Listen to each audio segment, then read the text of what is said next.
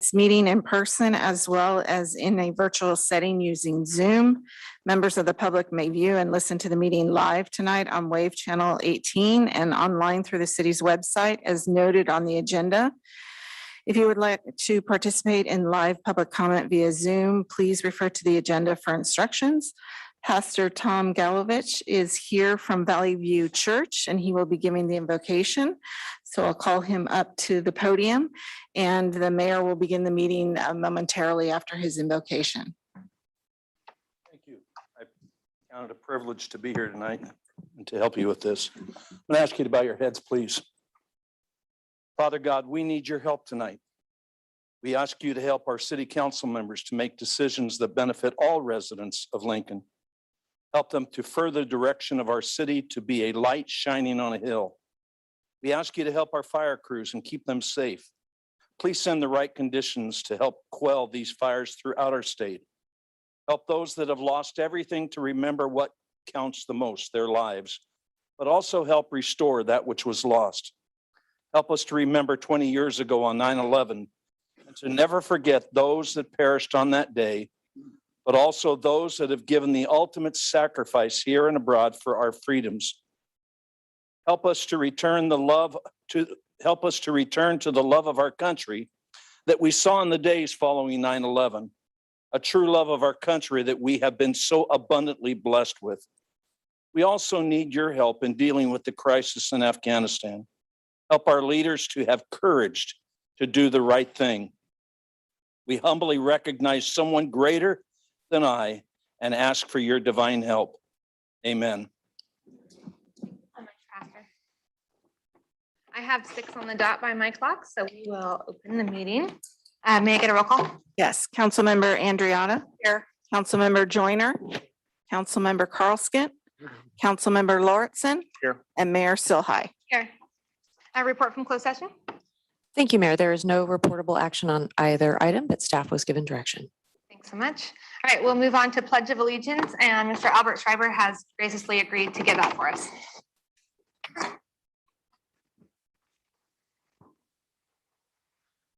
I pledge allegiance to the flag of the United States of America and to the republic for which it stands, one nation, under God, indivisible, with liberty and justice for all.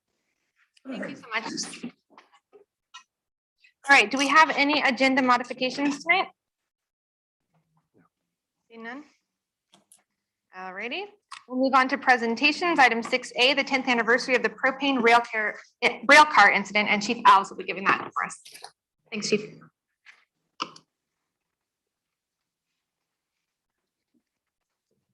Good evening, Mayor Silhai, council members. I'm Matt Alves, your public safety chief, and thank you for allowing me a few minutes tonight to discuss the tanker fire of 10 years ago. 10 years ago, yesterday, the City of Lincoln experienced a once-in-a-lifetime event that had the potential to cause massive destruction to property and loss of life. The tanker fire of 2011 showed us our vulnerabilities, but most memorably, it showed us the dedication and resolve of our police and fire departments, our city departments, and our citizens.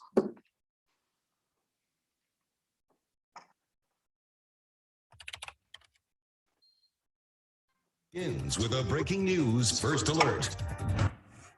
The night team's full focus is on this train tanker fire that's burning right now in Lincoln. This tanker contains 29,000 gallons of propane and it could explode. Our crews are covering this on the ground and in the air. On the right side of your screen, Live Copter 3 HD giving us exclusive pictures of the fire from overhead. KCRA 3's Rich Ibarra is live at one of the evacuation centers where people are spending the night. Let's start with Galston Dart, who is anchoring our coverage live from the scene. And Galston, we've seen that fire grow through the night. It really has, Edie, and you can see right behind me here, the fire is still burning intensely tonight as the propane continues to come out of that failed tanker. It's been burning now for more than 11 hours. There is a state of emergency here in the city of Lincoln. There are mandatory blackouts. We'll have more on that coming up in a second. First of all, I got to tell you, we're a few hundred yards west of where the fire is in the northern part of downtown, where it is relatively quiet tonight. Part of the city has emptied out. Tower of Orange continually shooting several stories into the air. It does worry me that There are several other tankers that are filled with propane. A propane tanker burning for nearly half a day now, forcing thousands of mandatory evacuations in Lincoln, though some aren't ready to leave. They said, you should evacuate. And I said, is it mandatory? And they said, yeah. And I said, do we need to leave? And he said, no. I said, all right, I'll stay.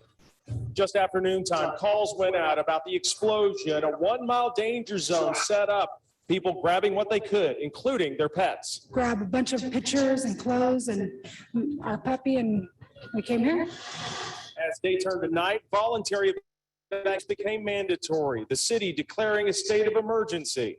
Fire crews can now only put water on the tanker until the 29,000 gallons of propane burn off. CAL FIRE saying if the tanker gets too hot, it could explode, and worse. If it did explode, there are tanks around this one that are full of petroleum. Those tanks would explode as well. So as you can hear there is still very much the pull for a catastrophic event because of this fire still coming out of the tanker. I talked to a firefighter just a few minutes ago who told me that there is a fire crew from Houston, specialists with fires like this that are due into the airport within the hour. He says they'll be using a procedure that I believe is called a hot tap. That's how they'll actually work to get this fire under control. This incident happened August 3rd, 2011 at about 11:34 a.m. And it was at the AmeriGas Heritage Propane Facility at 980 9th Street at the curve right there on 9th at H. The report was it was a rail tank car carrying over 29,000 gallons of liquid propane, and the ignition occurred during the sampling process for unloading.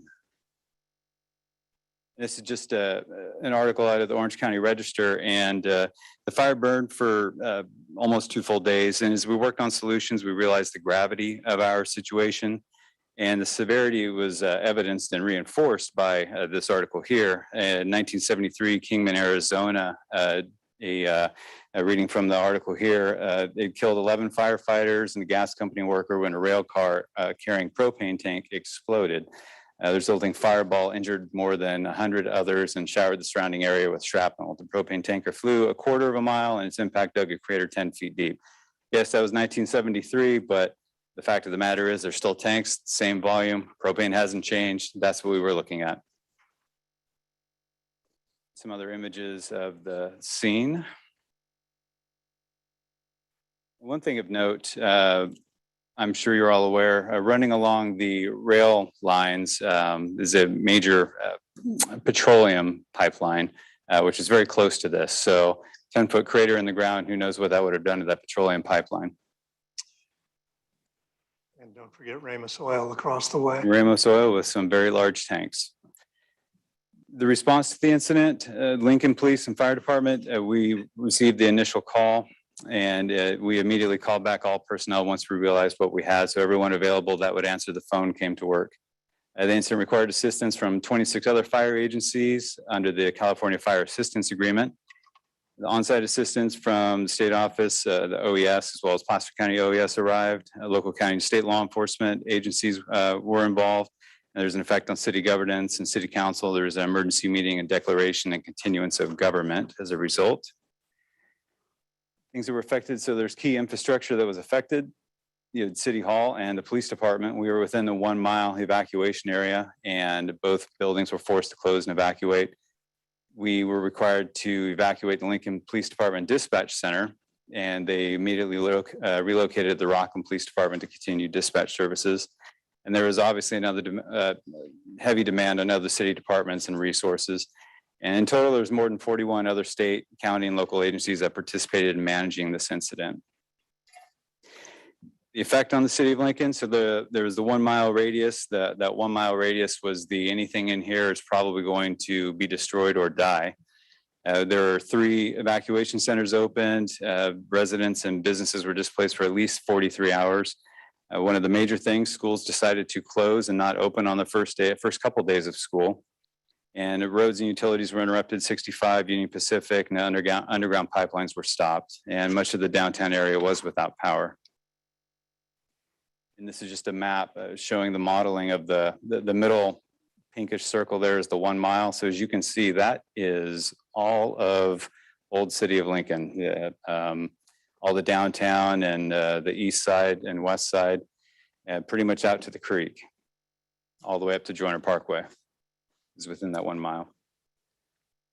U.S. Department of Transportation, their summary, and I'll just summarize this, approximately 11:30 on August 23rd, 2011, tank car loaded with over 29,000 gallons of propane was in the process of having a sample taken prior to unloading at the Heritage Propane Northern Energy Facility located at 899th Street in Lincoln.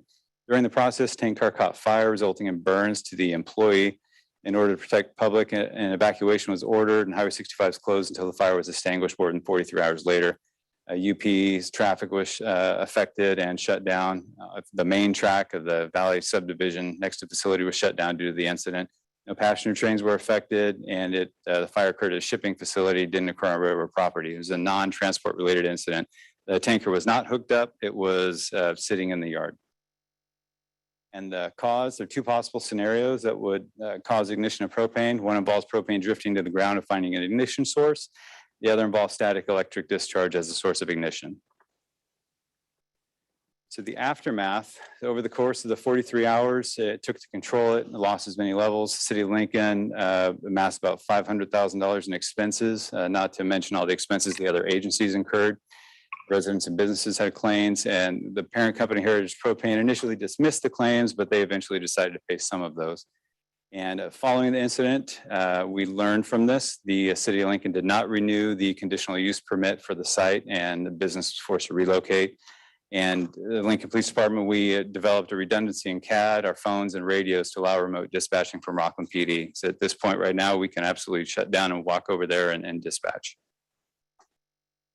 Just how close do we come to a very different outcome? As you probably heard the term BLEVE, it's a boiling liquid evaporating vapor or expanding vapor explosion. It's caused by a rupture of a vessel containing pressurized liquid that reached temperatures above its boiling point. So with the fire and the heat, liquid expands, it's going to cause pressure in there. So the concern was that vessel was going to rupture. You're going to have aerosolized or vaporized propane in the air, which is just going to result. It's a, like I said, 29,000 gallon bomb going off. The cooling of the tank was critical in preventing that BLEVE, and the modeling required a minimum 1 mile evacuation with death and destruction likely within it.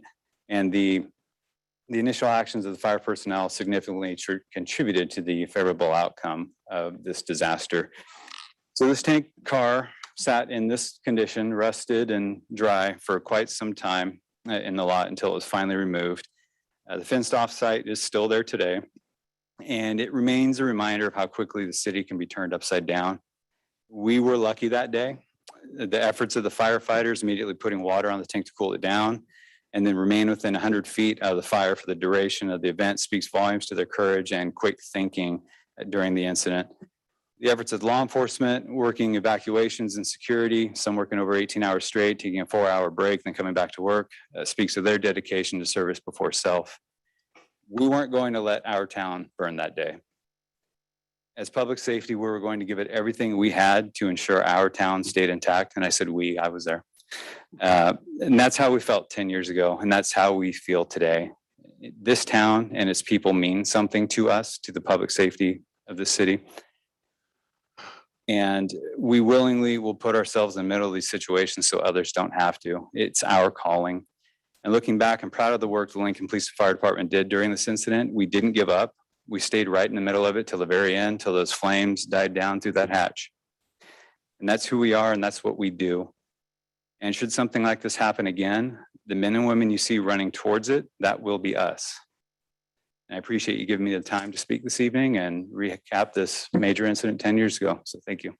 Thank you so much, Chief, for that presentation and for all of your efforts to save us. Any of my colleagues want to say anything? Don't mind. Go for it. Matt was very professional in his presentation. I don't have to be. There is no other word to use for the men and women of our public safety department that day than heroes. Those firefighters in particular, first on scene, with Kingman top of mind, knowing there was a very good probability, not likelihood, probability, they were going to die, ran towards that tanker and they got water on that tanker to cool it down, to try to buy time for others to do their jobs and get people out. That's not a day I will ever forget. That's not a day that Lincoln should ever forget, and we are forever grateful for what all of the men and women, not only of our department, did that day, but the many, many other agencies that came to our aid swiftly, without question, and helped us through 3 unforgettable days and allowed us to survive that, to learn from that, and to continue to build a wonderful community. So thank you to you. Thank you to everyone involved. It's hard to follow that. So I'm going to say ditto. There's no other words. Stan, did you want to say something? Yeah, I thought there's a slide in there, it's really interesting. 41 agencies were managing it. And it worked. That is unbelievable. 41 agencies managing the same thing. So I do want to add on to that, if I may. It was my first term as mayor. And we had not been through something like that, except for in training. And 2 years prior, most of those agencies had trained on just exactly this type of incident. And so they had the book ready to go. Which is, I think, why it ran so swiftly and so smoothly. Everybody knew their job. And then when a shift change came, it's the little things you notice. Entirely new team came in. Everybody that had been there was exhausted. Hard hats that had been marked with tasks and vests marked with the same tasks, handed off to the next guy, so that everybody, whether they knew the players or not, knew who was responsible for what immediately. No conversation needed to be had. They knew. So really impressive. We do have a lot of books and training of just that type. We probably need to do a little more. But to know that all of those agencies plan for, train for, and cooperate together in an incident like that, the only one we missed, and I didn't find out about this until after the fact, the men and women at Beale Air Force Base stood ready to take in 4,000 of our residents, house them, feed them, but more than that, to assist with the fire. But we didn't know, it wasn't in the book, they have to be asked. So General McGillicuddy at the time said very candidly to me, I can't order my firefighters to go to your community and fight a fire, but I can order them to go close to it, and then they're going to do what firefighters do. So we just need to remember that Beale is there for us in the event that we need them, but we must ask. That's what frees them up. Well, I had just come home from the hospital with a 2-day-old and it was terrifying. Thank you very much for everything you guys did that day. I think one of the favorite things I say is that in any catastrophe, any crisis, that nobody comes together like Lincoln. And that's why I love this place so much. Thank you, Chief. Everyone good? Thank you again for the presentation. Yeah, that was amazing. All right. 10 years. Doing a lot of feedback. All right, let's move on to public comment. Ms. Scanlon, do we have any? So we did not receive anything prior to the meeting. I don't see any hands raised on Zoom, but we do. We have one. Yes, I have her card. I was getting to. Susan Martinell would like to speak. Please come to the podium. Thank you. Thank you to the officer. That was pretty amazing. Actually, today I just want to start with, I have a copy of all your oaths of office and I wanted to read them. And it starts off, there's basically only 2 lines here. It says, I, and then it inserts your name, do solemnly swear or affirm that I support and defend the Constitution of the United States and the Constitution of the State of California against all enemies, foreign and domestics. I think this should be recited along the pledge with every meeting. The reason I say that is because I've been going around our city for the last 18 months, coming across these signs, mask mandates, vaccine mandates, and then only to learn that it's coming from here. The city of Lincoln is sending these to these organizations, my library, City Hall, the fire department, my community, all these places. I want to read something else, and I have to apologize ahead of time because I'm angry. I'm very angry. I don't want to be here tonight, but I will. I have inalienable rights. Let me say that again. Inalienable rights. Okay, personal rights held by an individual, which are not bestowed by law, custom, or belief, and which cannot be taken away or given away or transferred to another person. Those are referred to as my inalienable rights, my birthrights. Okay.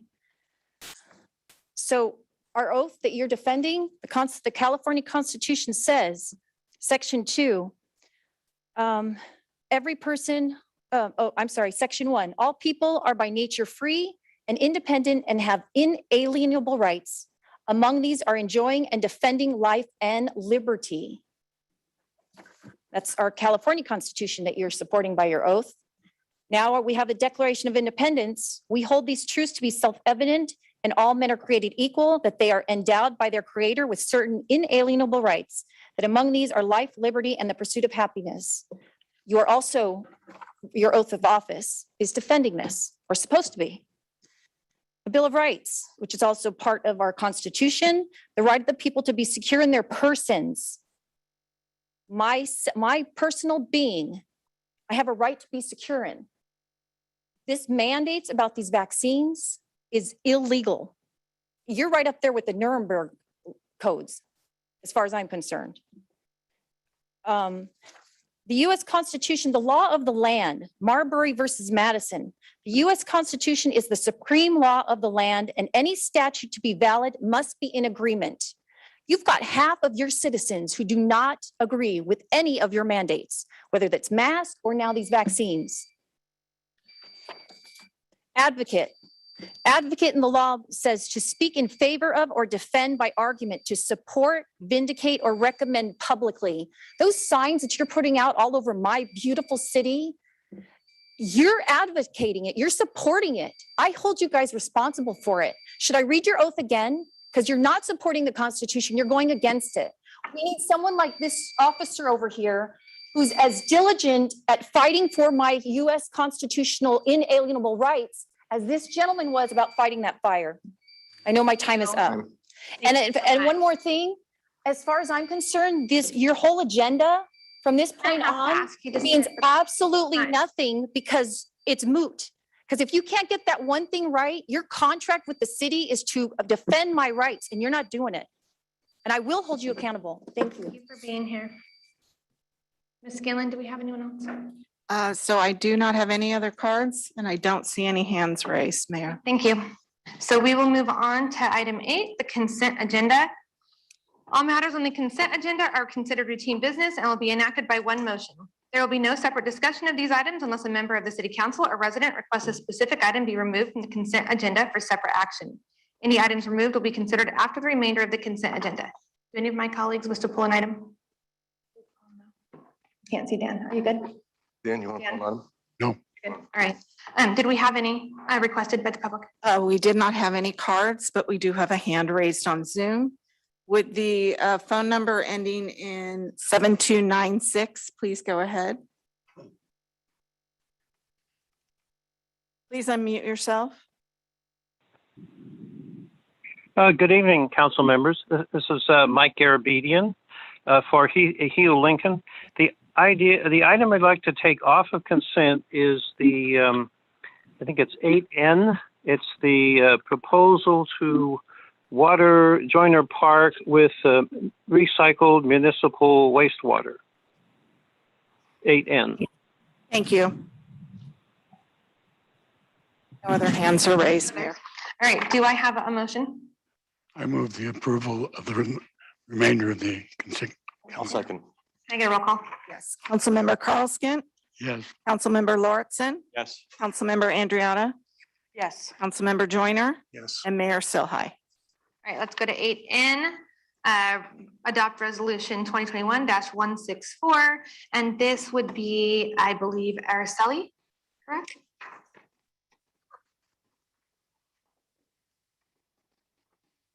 Thank you. Mayor. Just a brief staff report. Yes.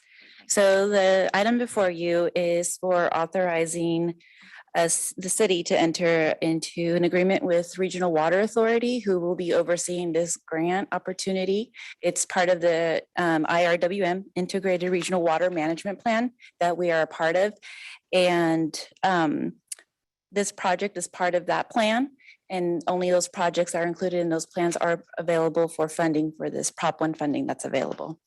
This project has been part of the master plan, reclamation plan that the city has for getting recycled water out to different areas of the city. And Joyner Park, being one of the higher user of water, potable water, is up there along with, we already have reclaimed water at Foskett. Sorry, I'm diverging a little bit from the staff report, but that's the nuts and bolts of this and why we're before you today. I'd like, any questions? Thank you. Why don't we maybe find out what Mr. Garabedian wanted to know? Mr. Garabedian, please unmute yourself.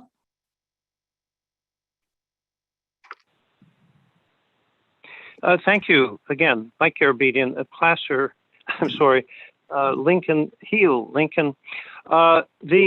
It's really a bad idea to water school and park lawns, especially where we have babies and kids playing and various youth sports.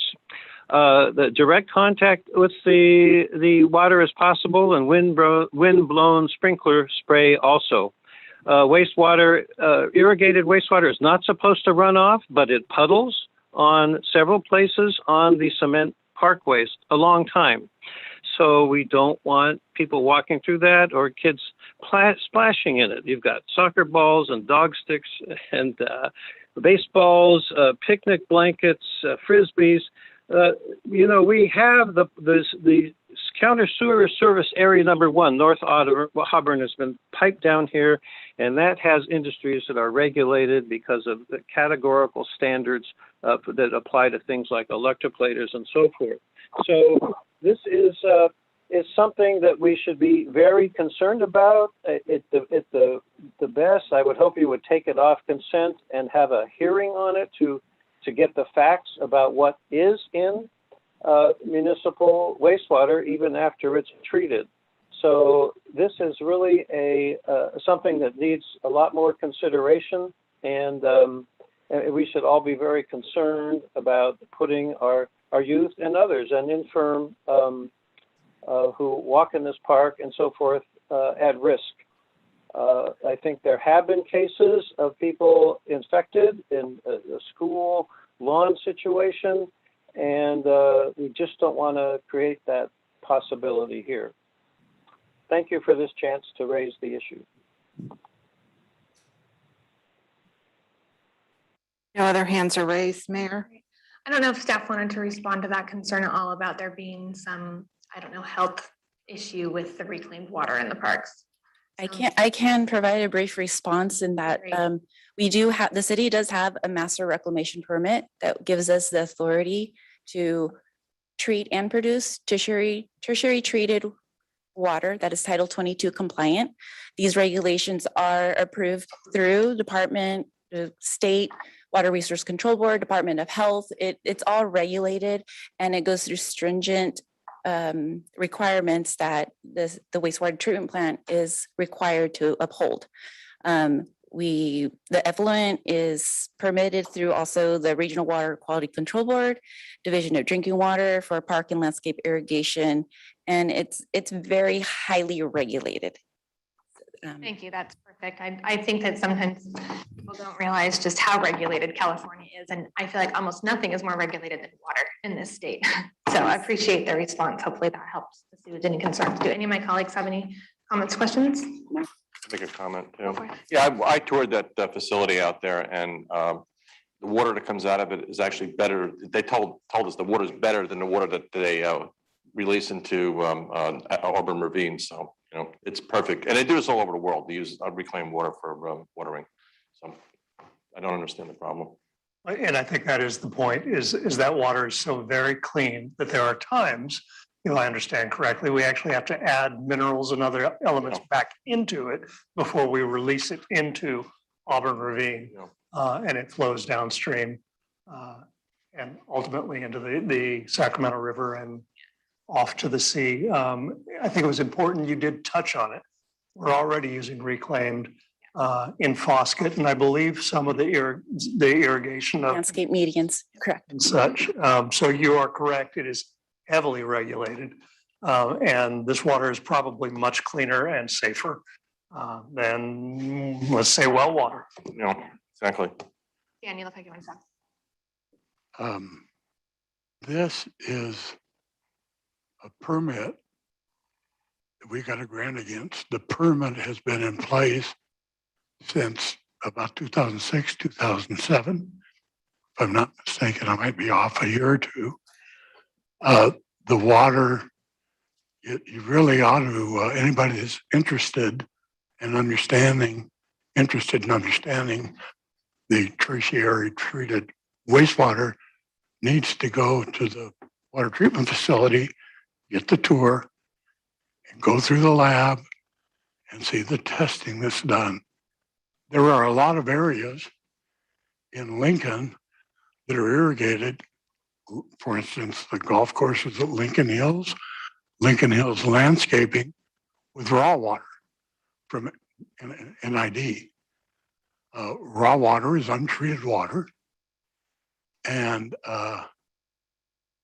it's a lot dirtier, carrying a lot more chemicals than this water that we have, that we call ditch water. It's got all the chemicals from the farms and everything. I certainly understand the concern, though, if you don't know what's going on with water and you hear your parks where your kids are playing soccer or your toddler's, putting his fingers in his mouth is like wastewater. That doesn't sound very nice. So I appreciate the walking it through because that's not what it is.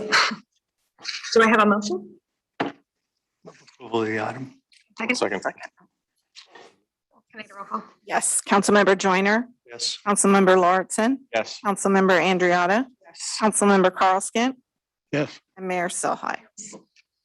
All right, we will move along to public hearings. We do not have any public hearings tonight, so we'll go on to item 10, general business with 10A. Well, 1, discuss providing direction to staff regarding for whom to cast the city's votes in the South Sutter Water District election of directors, and 2, adopt resolution 2021-168, declaring the city manager as the legal representative of the landowner owner of record in SSWD and authorizing the city manager to sign any election materials. And Ms. Scanlon will be giving the staff report. Yes, Mayor, thank you, and council members. In 2008, the city purchased 2 parcels totaling 323.5 acres from Sundance Lakeview Properties to create a stormwater retention facility. As the landowner of these 2 parcels, the city has 324 votes to cast for the 4 director positions currently open on the district board. Prior to 2019, the district had not conducted an election in 24 years due to incumbents filling open seats. There are 2 incumbents running, Thomas A. Kukwet, and I apologize if I mispronounce that name. He is a 20-plus year board member, and Jason Dunbar, who is a 4-year board member. Ashley DeValentine McKenzie is an appointed incumbent to fill the board vacancy along with 4 other candidates, Tristan Nelson, William Henry Gilbert, Albert Frutel III, and Robert Van Dyke. 2 candidate statements were included in the campaign materials. Tristan, William Henry, Tom Kukwet, Ashley, and William Henry Gilbert. I'm sorry, I listed his name twice. They did provide information for the council, which was included in the packet. Jason Dunbar, Mr. Frutel, and Mr. Van Dyke did not provide any information. And that concludes my staff report, and I'm happy to answer any questions. Thank you. We'll bring it back up here. Do any of my colleagues have opinions, questions, comments? Let's start with, let's go through the. So I read through it and I'm just trying to understand, are they all up? And so we can vote for, or there's certain, there's 4, right? There's 4 seats. Okay, that's what I want to do. 4. Up to 4. Okay. Do we have to vote for 4? No, we don't have to vote for all, but we can up to. We can throw all of our votes behind one candidate or divide them however we wish among 4. Okay. Okay. I wasn't sure on that, so thank you. All right, Councilmember Joyner, did you? Well, this is a little tough one because we might know them around the fringe, but we really don't know these folks. So to some degree, we're heavily reliant upon the materials we're given. I reached out to some of our friends in the water industry to see what they know about folks, and from more than a few sources, two names rose to the top. So Tristan Nelson and Ashley McKenzie rose to the top. I will say that although we didn't get any materials from Mr. Van Dyke, his family is very, very well known in the region, been here for generations and very involved with South Center Water as well. So I am personally comfortable going with the two that I'm hearing strong recommendations for, and just dividing our vote between them. But if we want to go for more than that, I would recommend adding Mr. Van Dyke in to that mix. Thank you. Are you finished? Yeah. Do you have anything, Dan? Hmm? Do you want an opportunity? Do you have any? Sorry. I don't even know. I defer to my colleagues on this one. The only thing I was gonna say is I feel like if they were given an opportunity to submit information and chose not to submit information, I don't think that they deserve a vote. Either you're taking it seriously or you're not. You're wanting to inform people who can vote, or you're not. Seems entitled to not, and Yeah, so I am completely comfortable. I appreciate, I was gonna ask because I didn't get a response back, so I didn't have any extra contact and or context. I was gonna ask if anyone did. So I would be comfortable with that. I actually liked William Gilbert's information. I thought Just from his bio. Mhm. But I mean, I appreciate your input. But like I said, I don't know who these people are, but I agree with you. I think it's to not offer information when people are voting on you that we don't really know them. It's an opportunity. It is, right? So. Does anyone disagree with that? Like that we at least narrow it down to the field, the scope of those who have submitted information, at least for our consideration? Seems scared to those who tried, in my opinion. Dan, are you good with that? Yeah. All right, so of those, does anyone have an objection of splitting it between the two that Paul? Are you motioning to add a third, or are you fine? I like William Gilbert. He submitted information, and I really liked what his bio was, his information. We can do up to 4. Does anyone have an issue with splitting it between those 3? And Mayor, just remind you, we do need to open it to public comment at some point. I don't have a problem with that. Are you okay with that? We don't have to make a decision. Put it towards those two. To the field of how we feel. Do you want to open public comment and come Yeah, back so you can? I think I do. Since you want it, let's do that. All right, so let's open for public comment. Do we have any in the public? So I don't have any hands raised on Zoom. Does anybody wish to speak? I don't see any hands raised. I didn't receive a. That's not very helpful. Thank you. Give him a few seconds. so- Okay, hold on, we'll bring it back. So All I, right. I can do this. He's probably not going to like it, but Albert, you probably know a few of these folks, or at least their families. Any thoughts you want to share with us? So the list is, it is putting him on the spot. I know that. The list is Tristan Nelson, Ashley McKenzie, Thomas Coquette, William Gilbert, Jason Dunbar, Albert Frutel, and Robert Van Dyke. Well, no, but only those who submitted information, because if we're only considering those who submitted information, given. No, the two Van that, Dyke didn't, I thought. no, the ones that you said didn't submit, did you? Did they? Oh, they did. Okay. I thought you just said one that didn't. Didn't the last one, the Van Dyke one, did not submit information? Van Dyke did not submit. Yeah, Van Dyke did not. That's what I'm saying. So I would ask Albert if he has an opinion on any of those ones that did. I was throwing it out to the public in its entirety if they have an opinion. We just did that. Thank you, Albert, for. Albert Shiver, Moore Road. While I appreciate the offer and the chance to put input, this is the one thing I'm not up on. So I really don't want to suggest someone something that I don't know what they're doing. So Appreciate that. anyway, thank you. All right, thanks, Thank you, Albert. Albert.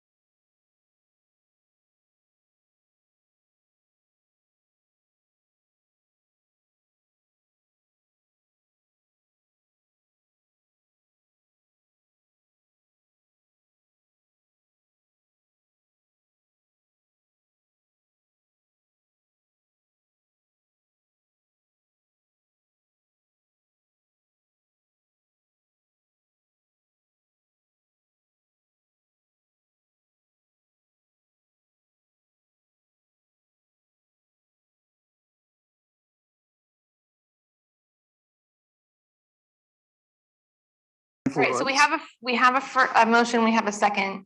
Should we take a roll call? Yes. Councilmember Joyner, Yes. Councilmember Lauritsen, Yes. Councilmember Andriotta, Yes. Councilmember Carlskin, Yes. and Mayor Silhai. Yes. You good? All right, moving along to 10B. Discuss the city's stance on the proposed Cal Cities resolutions and adopt resolution 2021-169, designating the city of Lincoln's voting delegate and alternates to the League of California Cities annual conference, and determine the city's stance on the two proposed Cal Cities resolutions. This is Ms. Scanlon also. Yes, thank you, Mayor Silhai and council members. The League of California Cities, now called Cal Cities, not LOCC, annual conference is scheduled for September 22nd through 24th and will be held at the Sacramento Convention Center. In order to vote at the annual business meeting, the city council must designate a voting delegate and may appoint up to 2 alternate voting delegates. We have registered for the conference, all council members, but Councilmember Joyner. City council will need to discuss and nominate delegates and discuss the 2 proposed resolutions and direct the delegates on the city's position. The first resolution is related to online sales tax equity and represents a shift away from tax revenue concentrated in cities that host fulfillment centers toward destination allocation. Cal Cities would need to analyze online sales tax data to identify a fair and equitable distribution formula. And the resolution is supported by both Northern and Southern California cities. The second resolution is related to funding for the CPUC, the California Public Utilities Commission, to inspect railroad lines to remove illegal dumping, graffiti, and homeless camps, and is primarily supported by Southern California cities. This concludes my staff report, and I'm available for any questions. All right. We will bring it back up for discussion and maybe just go through one by one, starting with Councilmember. But Mayor, are we going to discuss how, as a council, we want to vote on the 2 resolutions before picking? That's fine. Or you just say how you feel about both on your turn. Right. We can do that. Okay. Well, Just get that. sincere. Just go through. Right. Does that work for you? Yeah. All right. Let's start with Councilmember Andriotta. If you have an opinion on who should be the delegate and if you have an opinion on how we should guide them. Okay, so I don't know. What I remember from before was that when Dan was mayor, he was the one who voted. If you're attending, I think as mayor, you should vote. And if you're not able to, then I should vote. But, so, you know, I mean, I just seemed like that would be consistent with what we've done before. On the actual, we'll get to you. Just historically though. We'll get to you. Then let her have a turn. No, it's fine. Do you have an opinion on how you'd like us to, or do you want to table that for now? What the actual proposals? Yeah, I'd like to talk about, get more information about that. Separately? Yeah, that's Then fine. we'll go to. So typically, and I just want to put everything in context. It was not unusual for us to assign someone who was willing to stay late, potentially even an additional night, because some of those votes can get to where you're going to miss your flight. You do rock, paper, scissors? No, who was a willing volunteer? I did it for a number of years, but yeah. So if you want to do it, mayor, vice mayor, I have no issue with that. But Mark is correct in his assessment. There've been a few times where it has gone long and drawn out. Are all 5 of us Annoying. registered? No, so I'll be out Out of of town, I'll be right? out of state. So otherwise I'd be there. But I was going to say. You're next anyway, so why don't you take your turn? Okay. So with respect to the 2 items, I'm fine with supporting both of those. I'd love for whoever goes to see if we can sneak in graffiti cleanup and weed abatement in on the railroad track item. We've got a long stretch of track through town that's always ragged with weeds. I can tell you the weed abatement part is very political. It would be a difficult one to slip in. We could try. Make sure it's curbing very late in the evening when they just want out. Wait until like 10 o'clock hour. Are you done? So Dan, no, all right. Okay. mayor as primary voter, vice mayor. And then Bill, if he wants it, I don't, been there, done that. No, and. Just hold up the card. That's all you need. Yeah. But you, I tried to get out of it last time. Yeah, You he tried to did. make me do it. and, well, we got out at a reasonable time last time, but, they can really get dragged out. But, Well done framing that though, Dan. yeah, it's interesting the first couple of times. Yeah. As far as the resolutions go, I'm, adamantly in favor of one, Okay. because, we've been trying to work with Kevin anyway. And the second one, it'll happen, and it's a good thing. And if you could put the amendment in, I think the policy committee would probably accept an amendment. It's harmless. I'll go along with that as far as, you being So mayor, vice mayor. right there, then me. Yeah, I'll go along with that. And also the resolutions, I mean, I think we do need to change the sales tax distribution. It should be by zip code, not, then again, our zip code goes outside the city. So I'm hearing mayor, vice mayor, And Bill, and Bill as, got two alternates. yeah, so mayor, vice mayor, then Bill. Dan's like anyone but me for the love of all things. And then on the resolutions, Holly wanted more information. I just want more information on number 2. Which part? I All of don't, it? yeah. Do you have a specific Fuzzy, question? you want Yeah, to, So what you've been through this, what happens is you get there, they give you a packet that is guaranteed to change as you move through the process. And so those couple of days there, that will continue to evolve. And that's a really good time to get to committee and see if you can't slide that new language in long before it goes to the floor. Yeah. See if you can't get that. So in. with that, because I haven't done that before, when would you suggest approaching that conversation? Second day. You get the packet. Just to talk to Charles Anderson, Yeah. a rep, and ask him to walk you through how to do it. And There you go. It's not complicated. All right, so I'm hearing that we have consensus on mayor, vice mayor supporting both resolutions, and if possible, try to sneak in a graffiti and weed abatement into the covered items on item 2. I don't know that I'd use the word sneak, but yes. Try to foster an amendment. Yeah. Is that more preferable? All right, can I get a motion for that? Do we need to, how do we need to state it? We want to, we need Oh yeah, we need public comment. I don't know where my head is. I'm sorry. Can we open it up for public comment? So I don't have any hands raised on Zoom. I don't see anybody in the audience, and we didn't get any cards, so. All right, thank you for the reminder, Christine. We'll bring it back.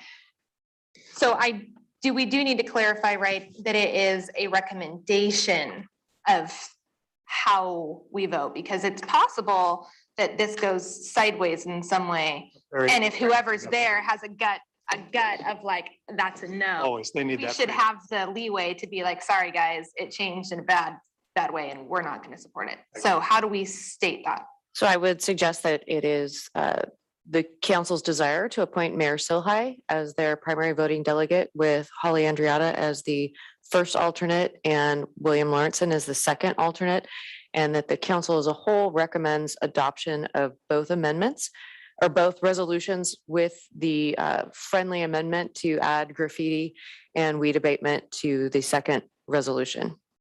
And does that give us a flexibility to completely change the support for it if the language changes? So is it maybe as written, the recommendation as? It's the recommendation of the council to the voting delegate as stated currently. Do we need to restate that, or can we just get It's a a recommendation, not direction? direction. Yeah, yeah. So Can we just use that as our motion and? I'm fine first? if someone wants to All say right. that. So moved. second, All right, can I get a roll call? Yes, Councilmember Joyner, Yes. Councilmember Andriotta, yes. Councilmember Carlskent, Yes. Councilmember Lauritsen, Yes. and Mayor Silhai. Yes. Thank you for helping us trip along that, Christine. All right, moving along, we are on 10D, received COVID-19 report, providing an update on the status. Did I skip one? 10C. Sorry, did I? Oh, Here it is.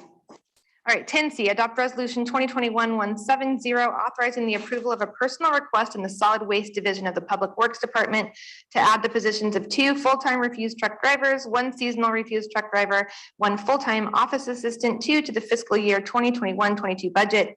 Approve a title reclassification from an office assistant 1 to an office assistant 2, and authorize a budget augmentation of $249,965 from the Solid Waste Enterprise Fund 730 and $24,020 from the Water Enterprise Fund to support the expense for these new positions. And Jim Bermudez, are you doing this one tonight for us? Yeah, I'm actually doing this one today. Good evening, council. First off, this particular item is a little bit of a budget catch-up.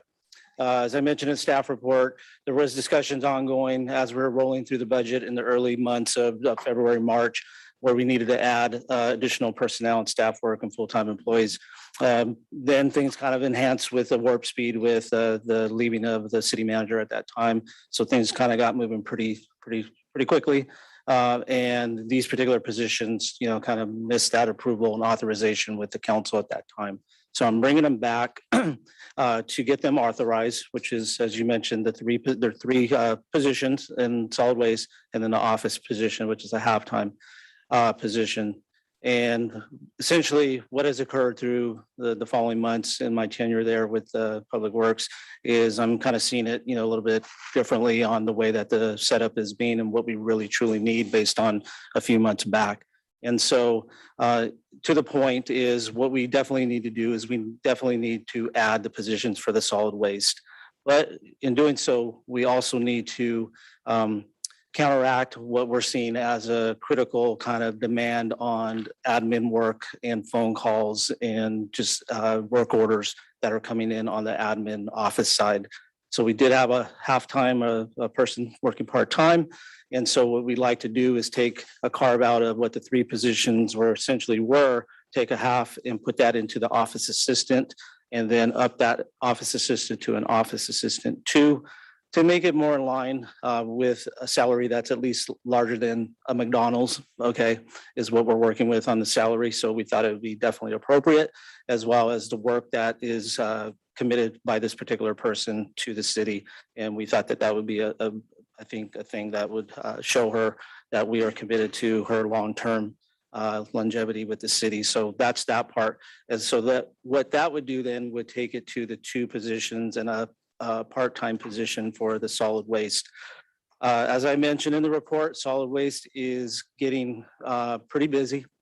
We do have to navigate through time off with people getting sick, as well as leave time. We also have a rise in demand with new housing that is coming in, and trying to be responsive and provide that customer service. We're definitely see a calling for the additional positions. Furthermore, we're having to comply with what is coming down the pike here in the beginning of the year is SB 1383, which is the organics program. And we're navigating through that, internally of what that really means for the city, which is ultimately going to be some possible changes. But making it even worse is the fact that we're working with the materials recycling facility and their selection process of an operator currently. So you got a perfect storm where we're really trying to manage a varying kind of dilemma of cost as well as staffing. And so right now, I think we're okay going to the 2 positions with a half-time position, a part-time position, to get us kind of to that level to have a decent amount of service and not see a drop off. But as we progress, once we know who the operator is and once we get a value and a cost, then I think, the board out there will make some adjustments on maybe possibly rates and tipping fees, which they already did recently, but there's probably more to come, which then dovetails into a rate study that we need to complete. And I think logically, it makes sense not to embark on a rate study and then have these other variables out there at the MRF have to be plugged in after the fact that we adopt a rate study. So with that perfect storm of all these variables, I think right now we do show a surplus in our reserve for this particular, all these positions. So we're comfortable with that. But also, I think the moral of also what we need to do is have to really take a hard look at the rate study and get that adopted when it's that time, Because to rely on development to keep, plugging in the salaries and, for these costs is something that I think is in the long term not sustainable. So we need to kind of get going on the rate study. But with that, there's other elements and variables that are playing into why we can't move forward on that at this time. So with that said, we do have the budget money, we do have the reserve, and I would recommend that we approve these particular positions as you stated in the beginning. Thank you. Thank you so much for that thorough review rundown. We'll bring it to my colleagues for maybe questions, comments, and we'll open it to the public. Start. I don't have any questions at the moment. No questions. Yeah. I have a couple of questions or questions / comments. The need for the 2 drivers, 2.5 drivers is not driven by 1383. There's no impact essentially from 1383, correct? Currently correct, based on what we are hearing from the authority, correct. We're hopeful of that, correct.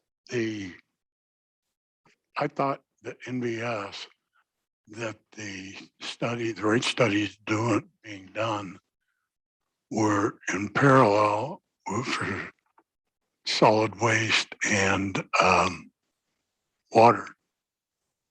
Or was it solid waste and wastewater? Or was it all 3? My response to that was a task that was handled by the previous city manager, so I was not engaged on how they were aligning with each other. And I don't have the answer to that question of how that we can get that answer though. I guess my question was, is delaying this, which is reasonable, since we don't know what the costs are going to be out of the waste management agency, is that also affecting another utility that should be getting a rate study out and rate increases or decreases? I'm trying to follow is stopping this If we delayed, right, would it have like a domino? And well, that's basically what you're asking, right? If we That's delayed right. this, would it have a domino impact on the other utilities? No. That are no. okay. And then the 24K from Water Enterprise for the admin person, have we assumed that there's the equivalent 24K out of the big money from solid waste? Have we always had a part-time admin person? This is an addition from going from a part-time person to a full-time person. That is correct. We've had for several years a part-time person. So the impact of the future budgets is on the order to like 50K a year. Correct. Okay, not just this year, but in the future. Correct. We've always budgeted. That was my point. We've always budgeted for a part-time. Okay, thank you. I have no more questions. Thank you. And did you have any? I don't have any. I also don't have any. Let's open it up to the public. Do we have any comments? Mayor, I don't have any hands raised on Zoom. I don't see any hands raised in the audience, and I don't have any cards. All right, well, I'll bring it back up. I have no concerns with this proposal at all. Do I have any, do I have a motion? Move approval of the item. Second.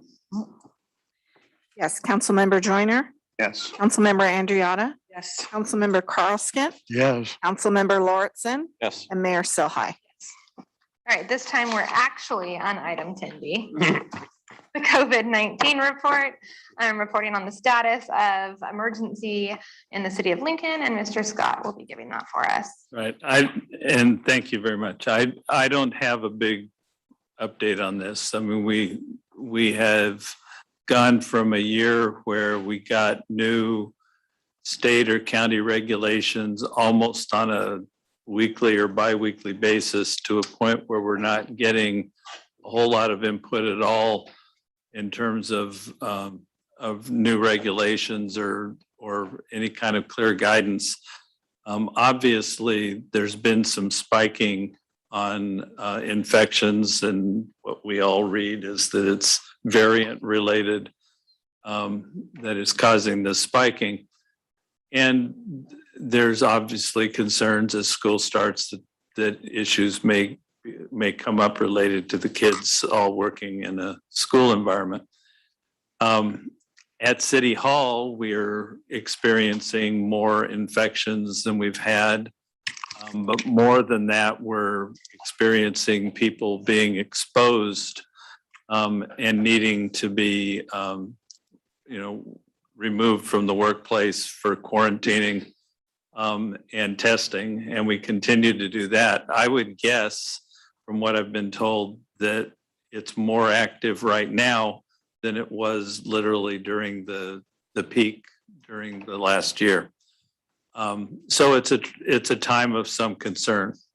That has caused me to think about whether or not we want to enact a mask rule, not just for those who are unvaccinated, but for all employees in indoor environments, except maybe where they're working at their desk and are adequately isolated from other people, that they don't really need to be masked all the time. We haven't done that yet. I haven't done that yet. It's something we think about. We have employees who wish I would, and we have employees that wish I wouldn't. And at some point, that's a decision that we'll be talking about, whether it's appropriate to do. Obviously, there's a lot of agencies these days that are going a lot further than that, and there's agencies that aren't. My guess is that we'll get guidelines from the state of California in a month. And I don't know what they are, but I suspect we're going to get clarity as the next few weeks go by, but not right now. One question I have for the council, though, is we are a little inconsistent in our policy as it relates to public meetings right now. As you know, we proudly went back into public. We were happy to go back into public and have in-person meetings. And we're doing that with the city council meetings and with the planning commission meetings. We're offering both in-person and Zoom. We are not allowing that for our committees. We've asked our committees to go back to Zoom only. And in part, that's because they have to work with the staff, and we're trying to minimize the impacts that might cause. On the other hand, in the last couple of weeks, I've had several groups from the community asked to use the community meeting room at City Hall, and we're letting them do that. And so there's an inconsistency in policy there. And I thought it would be worthwhile to ask the city council if you've got any input on that particular issue. Do we want to handle that first, and we can ask other questions? Let's do that. Do we want to go in order, or do you want to just speak? You look like you have something to say, Paul, so why don't you just go? I would argue that there isn't an inconsistency because public groups asking to use our facilities are not involving staff. Well, And staff are the primary concern. Well, if they are, then we need to discuss that. How are they using staff? Just the meeting room setup, making sure that people are accommodated, getting them into the building. It's not, in some of the groups, staff people are asked to participate. We had the Downtown Lincoln Association, and we had several city people involved in that. Whatever the governance, whatever that was today, I'm sure that I wasn't there. But I'm sure that there were staff involved in setting that up. I'm comfortable with what the council wants to direct, but there's an obvious inconsistency in some cases where we're telling the committees, no, they can't do in person, and we're telling other people they can. Do either of you have? I had a question about, and it pertains, so I think I can ask this. The speaker who spoke first about mask mandates and vaccine mandates, as far as I know, we haven't done that, right? So, right. So I wanted to ask for the question, but I'm always worried about being appropriate and when I can speak and when I can't speak, but signs going out over the city, like I get it, you know, the library staff wears masks or whatever, but I just wanted to be clear that we were not creating mandates for employees or people, like vaccine mandates and that sort of thing, or are we? Only to the extent that the state has mandated. And the CDC. Well, okay, so teachers and health and that kind of thing, but for like city hall. During all of last year, the state had a mandatory guidance of masks indoors. And so obviously on all of our buildings, we would have had signage masks. You gotta look at the language, the mandatory guide. Yeah, it's some fun words. Yes, no, we had that before, but that. Those were what the pictures were. They The were old pictures- ones, Yeah. the old ones. They were pictures of, even now we say on the door, if you're not vaccinated, we strongly recommend wearing a mask. Which is really interesting because a lot of vaccinated people are getting sick and whatever. So, but I get it. So I would just want a clarification. Were those old signs that were already on there? Are they the new ones that were put up? I'm just curious. I have no It idea. looked like they were the ones that are on our doors. Okay. But let's go back to the incongruency between Well, this is- virtual, in-person. by the way, this is a perfect example of the whole problem with communication and inconsistency. County is inconsistent with the state. The state is inconsistent with the CDC. We're ambivalent. Then there's OSHA. And this is something that we can control the consistency of. So that we really ought to do that. Yeah. That's my, pulpit for the day. I have my feelings, which are grossly different than Holly's. Okay. But it's inconsistent that both of us feel that we have the mind of the state or the government behind us and thinking the way we do. Oh, I don't think we have to. No, so. Do you have a Yeah. Bill talk? Yeah, my point is, I heard what the speaker said about us mandating things. As far as I know, we're not the one mandating anything. It's the state or the county. We don't make a decision whether someone should wear a mask or not. So I would say, I think we should go along with whatever the guidance is. So going back to when I brought up and council initiated business, I'm concerned, one, Kaiser right now has a higher admission than they've ever had in the entire life of COVID. Now, all of their ICU patients are unvaccinated, but still, those are members of our community. It is spreading and it's higher than it has been. And then I don't know if any of you heard Christine whisper over there, but I worry about OSHA because all of these events do require our staff members. And I know this is Mr. Scott's job, but I think this is also a policy consideration because of how controversial it is. Every time we're requiring our staff to interface with large groups, we're potentially risking exposure, and that's a legal liability for the city. I think it's something to think about. So I was thinking, all right, how do we do this reasonably, which I think we have all tried to do the entire time. I agree with Mr. Scott. I think in a month we have marching orders one way or the other once the recall has passed. But until that time, what if we stayed in person, but we reinstituted like physical distancing, right? Instead of having seats right next to each other and staff right next to each other. What if we just reduce capacity of all of our rooms? But again, consistent. Well, that's what we did last time until we had to shut down. Okay, there are now two physical distancing rules. One at there's a 3 foot and a 6 foot rule. 3 foot's mostly in schools. 6 foot was the standard before. If we're not going to require masks, what if we then go to a 6 foot distance? I know that that would reduce a lot the capacity in the room, but we do have the overflow room, which if we put that at the 6 foot, I don't think that with very few occasion we've ever had that many members of the public that it wouldn't accommodate them. Doesn't solve your problem of some being public, some being not. I think we probably do need to address that. I personally think we probably should not be having our space available. If we're not going to give it available for our committees, and that's for good reason. no small part of that was that the committees don't have Zoom capability. The committees, the smaller committees, the Economic Development Committee, that type of thing does not have Zoom. From the meeting room, from a live meeting room, they don't have the ability to broadcast that.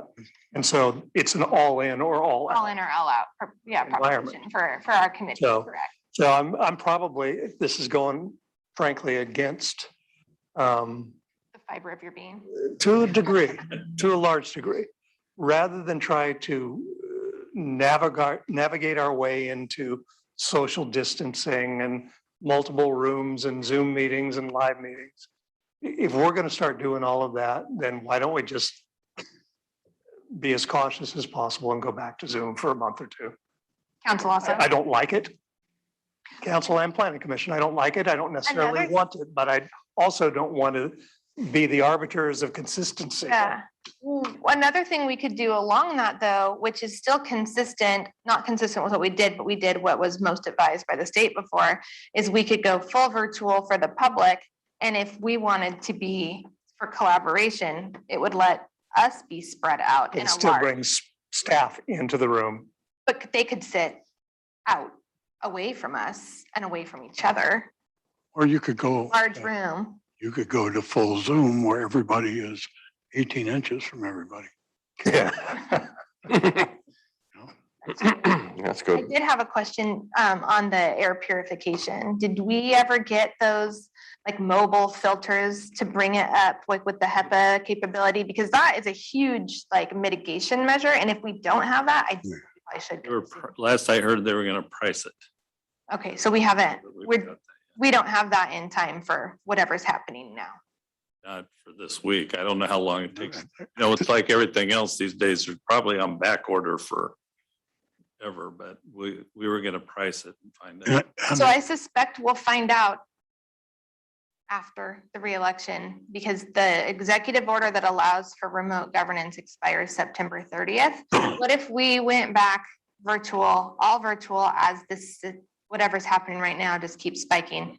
Watch and wait and see whatever is extended, see where we're at, and we can always come back. That's what I was, it's going to be sometime in October before we know.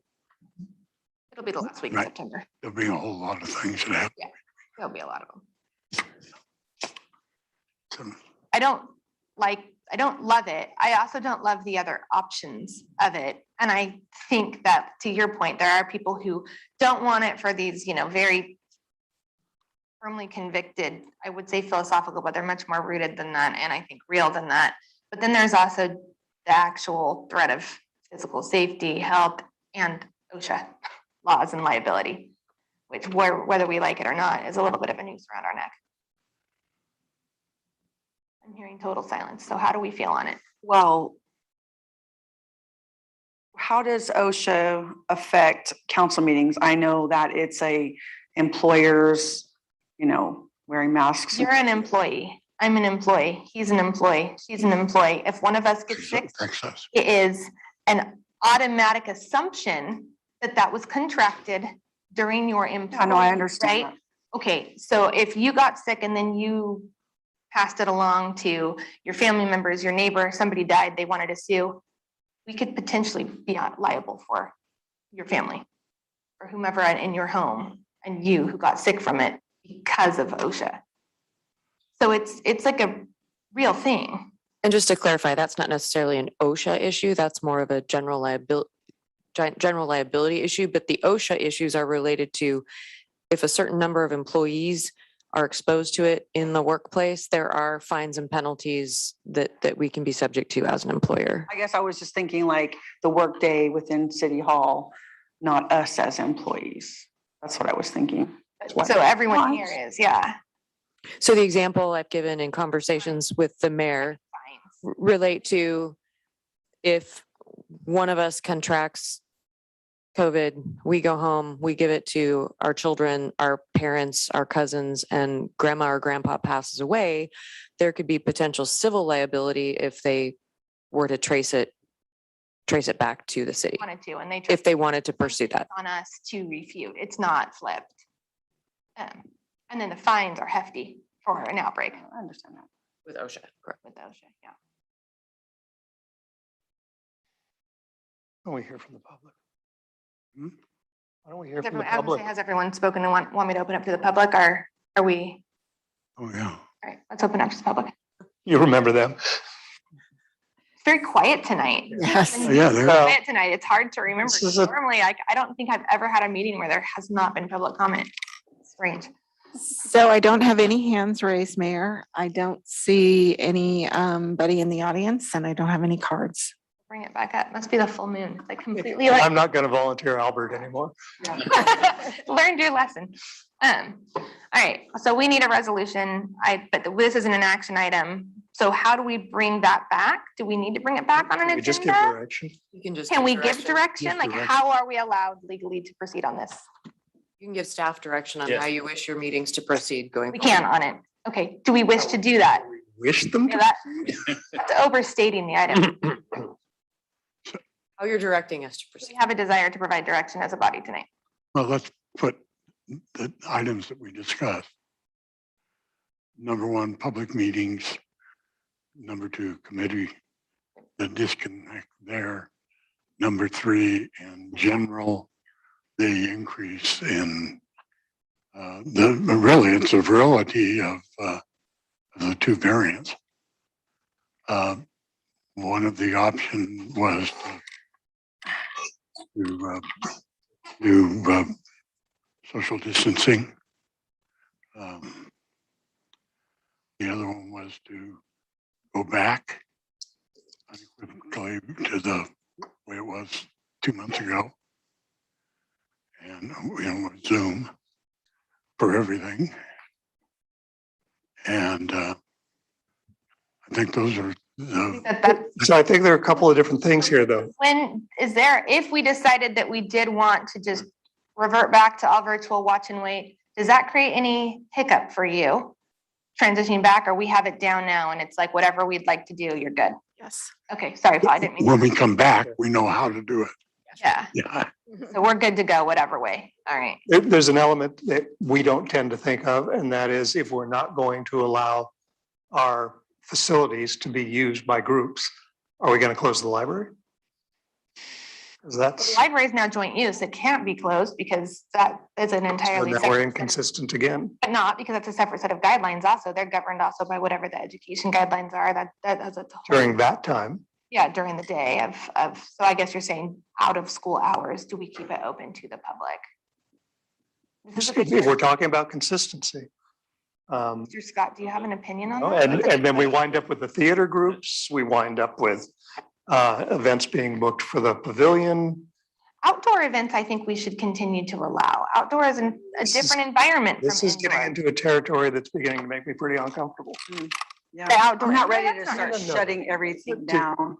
The city's facilities that we are allowing the public into, are we prepared to say, we're not going to do that anymore for a while? I'm not. The rehearsals that are taking place in the theater, the library, any events that might be at the pavilion or elsewhere. We could just do reduced capacity. Take it down a notch. I don't think that's inconsistent. I'm not willing to shut down those public things. If you want council to go back to Zoom and keep committee members on Zoom for a few weeks, I will capitulate to that. I don't like it. I'm strongly like, I'm just like so frustrated with all of the inconsistencies coming from the governor, Cal OSHA, all of them, they all contradict each other, and it's ridiculous. And the mandates and all of that, it's ridiculous, but that's an argument for a different time. But as far as the other buildings and the community things that are going on, I'm not ready to shut that down. Like, they're doing their thing, and just because they're renting our building, they can minimize and they can do what they want, and they can have their kids wear masks if they want to.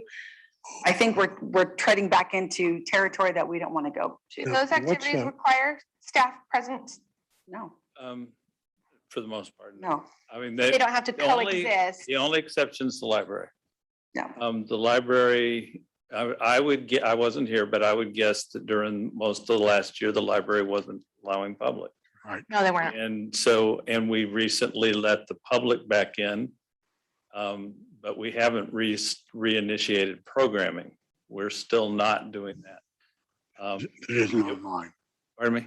It isn't online. It isn't online. Yeah, That's right. in-person programming's not happening. And, you know, I had said to the council that if you didn't want to vote and you just wanted me to use the authority you've given me on this, I would probably revert back to where we were when we were in a Zoom world for a couple months until we figured this out. I do not think we ought to be doing anything with the theater and those kind of facilities. I would have to consult with the recreation center to see what that does to them. And I would need to consult with the library to see what it does with them. But that would be the most that I would do at this point. And if you, Those facilities also are quite large for the most part. They have a lot of space. That completely changes your risk factors. that's why I would consult with them. It's not the same as I don't think the this. council needs to get into Yeah, doing weeds space on planning, but Yeah, I think we could go that direction. If you want to just punt to me and let me do that, I would probably go that route.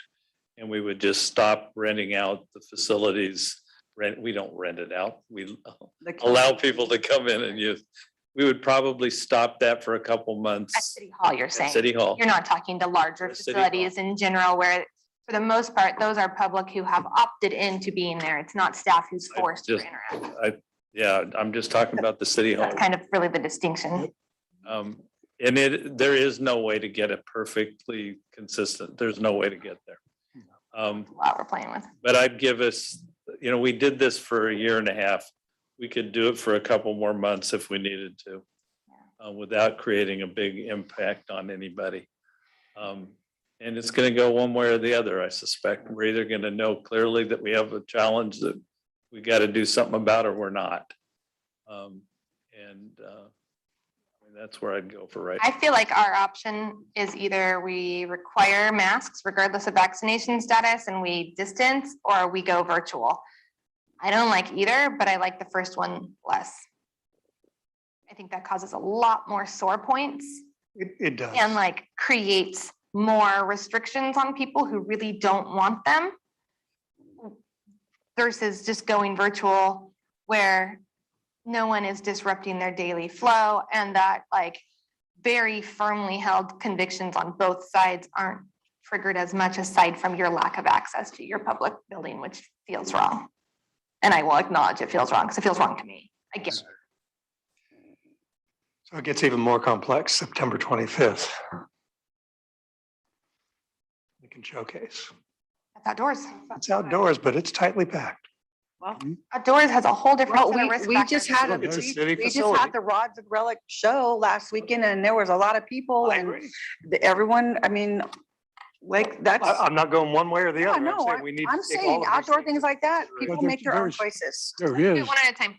there is consistent guidance for outdoor events There is, yes. and for gatherings. You say consistent guidance. There is guidance for outdoors events. Yeah, but we could be consistent. Consistently. There are, no, there is guidance for events. That outdoor events, which are different guidance than indoor events. I can't remember the number, whether it was 250 or 1,000 people.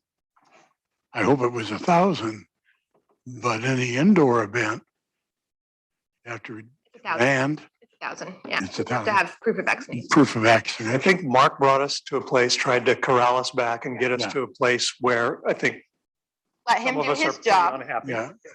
I That's think why he let gets him to do be- his job, and I think we determine how we'd like our policy committees to be held and our own meetings to be held. I feel like we have the two options, and I don't like the mandatory mask one. So I would prefer that we just maybe go back virtual and just hang on tight for a couple weeks. That's like one meeting, really, until we're going to have something that comes out from the state that tells us what we're doing. So maybe just go back for the one meeting, slow our roll a little bit, take some time and see what happens. We're not going to affect very many meetings in that time. I think it's one. I mean, the recall's the 15th and it expires the 30th. Well, the 15th is when we'll know. Yes, yes. The 30th is when the executive order expires, they will have to reissue something or not by that date. So it's one meeting. Maybe we just go back. That would be my recommendation. And we just see what happens and we reduce all the anxiety for our staff in like the current, and Kaiser is packed. They're packed. They reported out this morning. It's the highest they've ever been. It is. So are those all county residents or are they still bringing them in from outside? I think they're still bringing some in. But either way, it's still our capacity of our local healthcare. Which can be grown, but yes. Yes, but you know, so. So why don't you let me just do it? Okay. And then we direct that we go virtual and then we just see what happens before the 30th. Right. Is everyone okay with that? Okay is maybe overstated. Can we concede to that for now? Begrudgingly. Begrudgingly, Very. no, that's fine. That's fine. You're good. That's all the vote I need. Yeah, and if we're unhappy, then we just point toward Mark. Yeah, then we'll just blame you. That's why I'm here. So we're gonna do virtual. We're gonna go back for the rest of the month and see whatever comes out of the state, which will have to come out by the 30th because the order expires the 30th. Just next month then. Yeah, it's really next council. It's one council meeting, 2 weeks. And a planning commission meeting. Planning And a commission. planning commission meeting. What about the council monthly workshop? Anyway. Have a workshop on the All 7th? right, so it's 2. You got 'em. Are we having the? Are we doing a workshop on that? I'm gonna ask, I've got subpoenaed to appear in a trial that day. Okay. And, Well, even better. I don't have a lot of. For you. For Mark. I'd like to be able to skip the September. It's the same week as Labor Day and We're fine with that. I am good with that. What's the date? 7th. 7th. Okay. Don't pull our arm. Yeah. So hard to give up. All right, so you have your direction. Yes. We are concluded on that. We can move on. All right, I see that bunch of heads shaking. So we'll go on to 11, council initiated business. Councilmember Andreotti, do you have anything? I do not. Oskin, Orton, I also have nothing. Go on to 12, information items. Andreotti?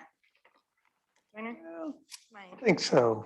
What I shared with you and Christine and Mark might be. I would share interesting. that. It was good. All right, let's see if I can dig it out here. I have it.